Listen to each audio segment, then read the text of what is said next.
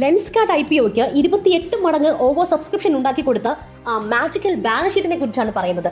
മുൻപ് അത്ര നല്ലതല്ലാതെ പോയിക്കൊണ്ടിരുന്ന ഈ കമ്പനിക്ക് എങ്ങനെയാണ് ഇത്ര പെട്ടെന്ന് വമ്പൻ ലാഭം ബാലൻസ് ഷീറ്റിൽ കാണിക്കാൻ കഴിഞ്ഞത്? അതിന്റെ രഹസ്യം അതിൽ തന്നെയുണ്ട്. മാർച്ച് 2024 റിപ്പോർട്ട് നോക്കിയാൽ കാണാം ടോട്ടൽ അസറ്റ്സ് മുൻ വർഷത്തേക്കാൾ എത്രയധികമാണ് 2024 കൂടിയിരിക്കുന്നതെന്ന്. പക്ഷെ അത്രയും വളർച്ച കോർ ബിസിനസ് കൊണ്ട് മാത്രമല്ല, മ്യൂച്വൽ ഫണ്ട്സ് റിഡീം ചെയ്തതിൽ നിന്നുള്ള gains, interest income, revaluation benefits ഇതെല്ലാം ചേർന്നാണ് പ്രോഫിറ്റ് ഫിഗർ വലുതായിരിക്കുന്നത്.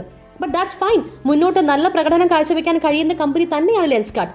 പക്ഷേ ഇവിടെ മനസ്സിലാക്കേണ്ടത് കൊമേഴ്സ് വിദ്യാർത്ഥികൾക്ക് അല്ലെങ്കിൽ കൊമേഴ്സിനെ ഇഷ്ടപ്പെടുന്നവർക്കുള്ള പ്രധാന പാഠം ബാലൻസ് ഷീറ്റ് വായിക്കാൻ അറിയുമ്പോഴാണ് യഥാർത്ഥ കഥ മനസ്സിലാക്കാൻ കഴിയുക എന്നതാണ്. ബാലൻസ് ഷീറ്റ് നന്നായി വായിക്കാൻ പഠിച്ചാൽ ഒരു കമ്പനിയെ ഫിനാൻഷ്യലി പോസ്റ്റ്മോർട്ടം ചെയ്യുന്നതിന് തുല്യമായ ക്ലാരിറ്റി നമുക്ക് കിട്ടും. നമ്പേഴ്സ് കാണുന്ന പോലെയല്ല, സംഖ്യകൾക്കുള്ളിലെ കഥ അറിഞ്ഞാലേ കാര്യമുള്ളൂ. അപ്പോൾ അടുത്ത IPOയ്ക്ക് ഒരു ബാലൻസ് ഷീറ്റ് നന്നായി വായിക്കാൻ പഠിച്ചിട്ട് ഡിസിഷൻ എടുത്തോളൂ.